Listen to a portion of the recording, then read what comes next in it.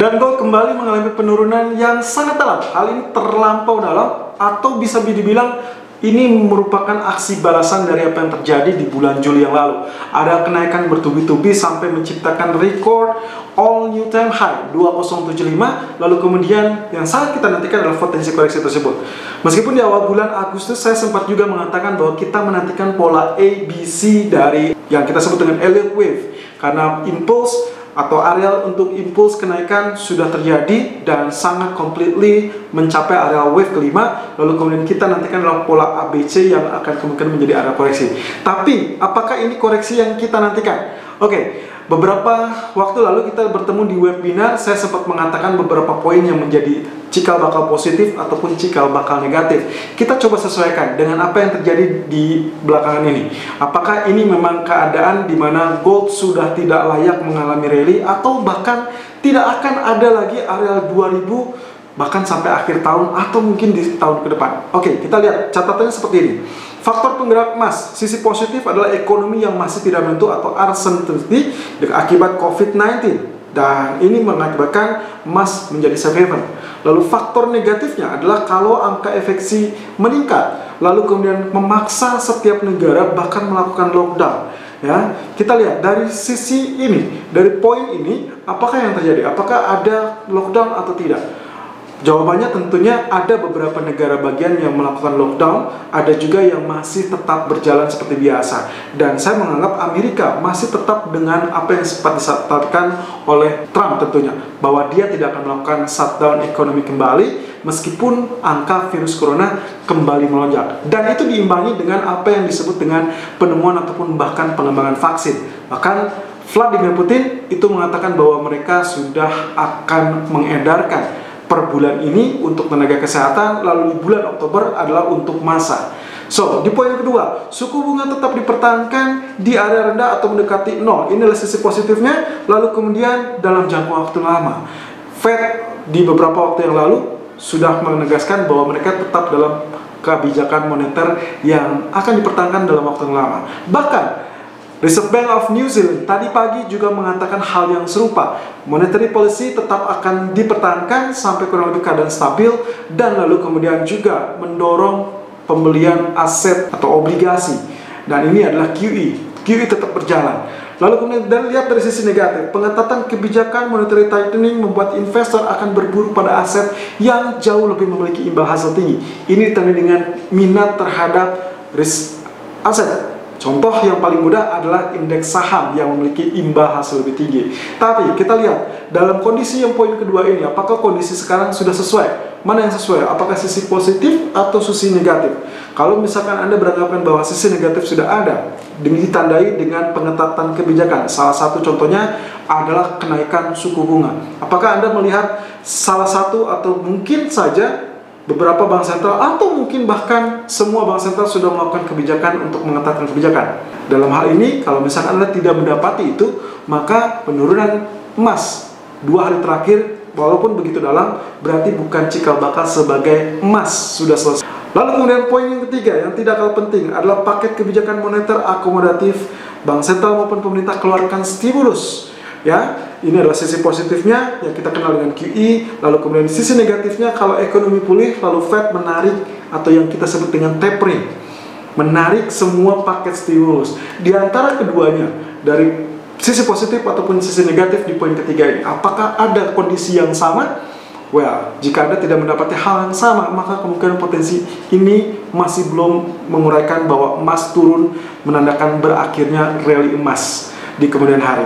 Dan tentunya paket kebijakan stimulus yang memang seharusnya dikeluarkan oleh Kongres AS terpaksa ditunda kembali karena mereka sudah memasuki masa reses dan tidak ada pembahasan kembali sampai detik ini. Tapi kurang lebih dengan apa yang disampaikan oleh Trump di pekan lalu, kurang lebih dengan executive order, memang dinyatakan tidak cukup dan itu hanya bersifat sementara. So, kita tinggal tunggu saja Kongres kembali dari masa resesnya, apa yang akan mereka lakukan atau apa yang akan mereka bahas. Karena kemungkinan potensi executive order yang kemarin dilakukan oleh Trump itu kurang lebih skenario adalah memaksa Kongres akhirnya menyetujui paket bantuan ekonomi, mungkin saja bukan 3 triliun, tapi lebih kepada 1 atau bahkan 1,5 triliun US dollar. Lalu kemudian poin yang terakhir, ketegangan geopolitik masih akan mewarnai sepanjang 2020. Itulah sisi positif untuk gold, sementara sisi negatifnya adalah kalau misalkan terjadi gencatan senjata ataupun bahkan perdamaian di antara dua kubu. So, hati-hati untuk Anda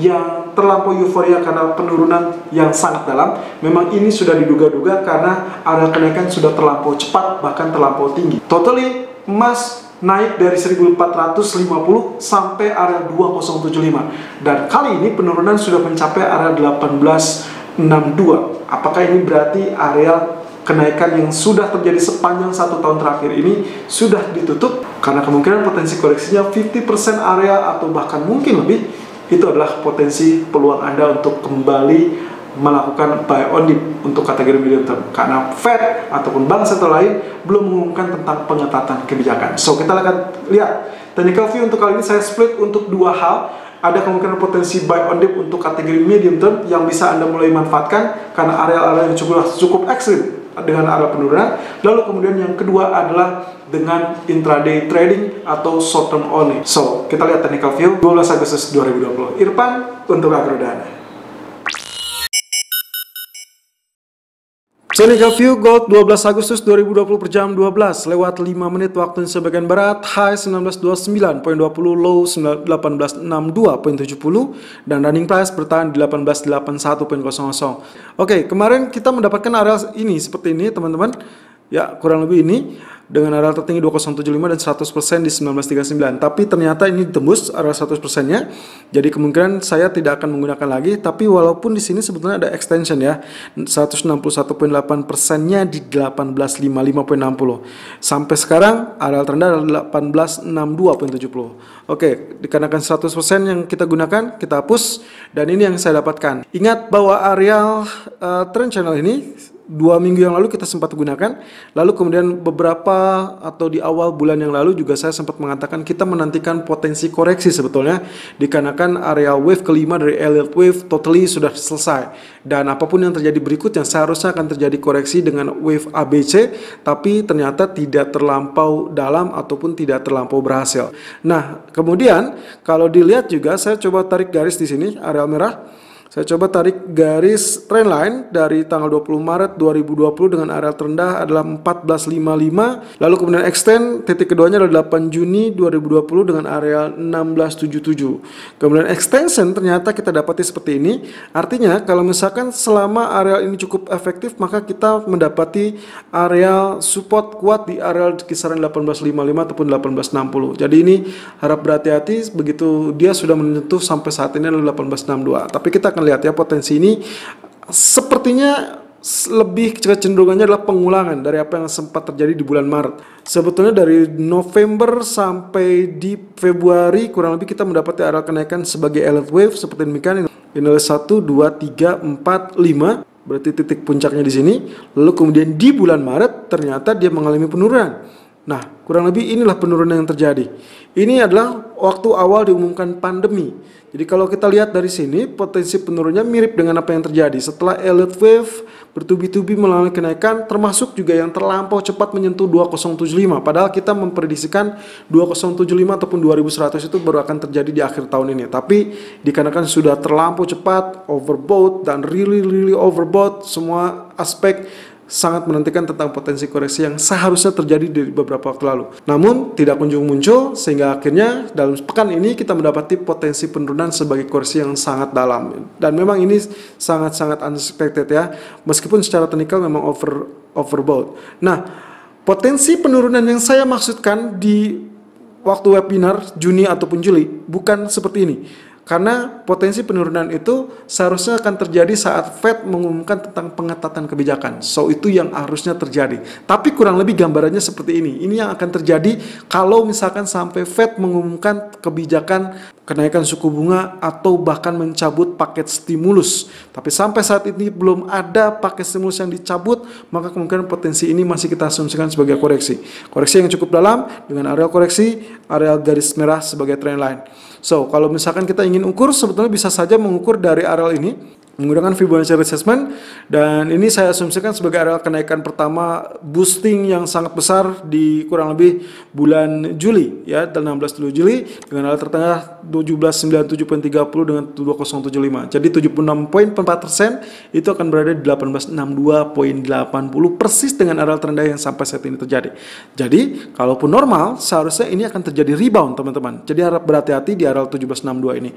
Atau Anda juga bisa menarik area Fibonacci dari areal ini. Jika Anda rasakan bahwa areal tertinggi atau kenaikan dimulai dari 1670, maka ini yang harus Anda lakukan. 1670 dan ternyata kita berbenturan di area 50% 1872. Ingat Fibonacci retracement itu biasanya akan berada kurang lebih di area efektif 38.2%, 50%, 61.8% dan tambahannya adalah 76.4%. Di grafik H4 kita akan juga mendapatkan potensi pergerakan seperti demikian. Saya coba menggunakan area Fibonacci fan kembali, di mana Fibonacci fan saya tarik dari areal ini. Ya, areal kurang lebih di tanggal 5 Juni 2020 dengan area terendah 1670. Lalu kemudian saya tarik dengan titik tertinggi di area 2075 kemarin, dan saya mendapatkan area potensi ini. Nah, yang saya ingin soroti pertama, dia break area support kita, trendline kita. Ya, ini sudah 2 hari yang lalu terjadi. Lalu kemudian area Fibonacci fan 23.6% juga ditebus. Kemudian areal 38.2% juga ditembus. Ini waktu areal kejadian 1933. Dan tadi pagi dia kembali meluncur deras sampai ada 50% dari Fibonacci fan pun ditembus. Dan kali ini tailnya sudah muncul di bawah areal trendline merah yang sebetulnya kalau Anda simak di sini arealnya sebetulnya cukup efektif dalam beberapa waktu terakhir. Ya, jadi ini yang harus diwanti-wanti. Kalau misalkan katakanlah next candle akan berada di bawah area garis merah ini, maka potensi yang memungkinkan adalah 1840 ataupun 1838 itu akan terjadi. So, saya tidak akan menyarankan Anda untuk melakukan sell kembali karena ini sudah terlampau besar, meskipun peluang tersebut masih akan ada. Dan kita coba lihat di grafik H1-nya. Ini adalah beberapa areal yang sudah saya tandai, ya, area historical price. Ini akan menjadi area resisten kita 1930, berarti itu akan terjadi kembali bullish, dan 1902 tentunya. Ini adalah untuk intraday. Anda bisa melakukan sell on pullback di area 1900 karena kita kan belum akan mendapatkan bullish yang sangat dominan berhubung pakai stimulus kemungkinan masih akan tertunda dikarenakan masa reses dari parlemen AS di bulan Agustus ini. Lalu kemudian areal yang paling wajar support 1875 sudah diuji, kemudian areal 1863 juga kembali diuji, dan saya menggunakan Fibonacci expansion. Jadi saya mendapatkan extension, Fibonacci extension atau expansion di 61.8% adalah 1837. So kita memiliki area support yang mungkin saja akan menjadi relatif kuat adalah 1837, persis seperti area 61.8 di Fibonacci fan H4 ataupun di grafik H1 Fibonacci expansion 61.8%. Strategi ini saya anggap bahwa nantinya kalaupun misalkan Anda melakukan sell on pullback untuk kategori intraday atau short term only, maka silakan lakukan sell on pullback di area 1900 ataupun 1902. Itu yang paling ideal sebetulnya. Tapi dikarenakan area penurunan juga sudah terlampau dalam, saya lebih pertimbangkan untuk kategori medium term silakan sudah bisa memulai buy sebetulnya di area 1880 ataupun 1882. Lalu kemudian area kedua yang kemungkinan akan terjadi adalah 1859 ataupun 1862.50, dan area ketiga support saya rasa 1835 ataupun 1838 itu adalah kategori medium term untuk Anda. Selalu gunakan stop loss dan risk management sesuai dengan equity dan strategi trading Anda. Irfan untuk Agrodata.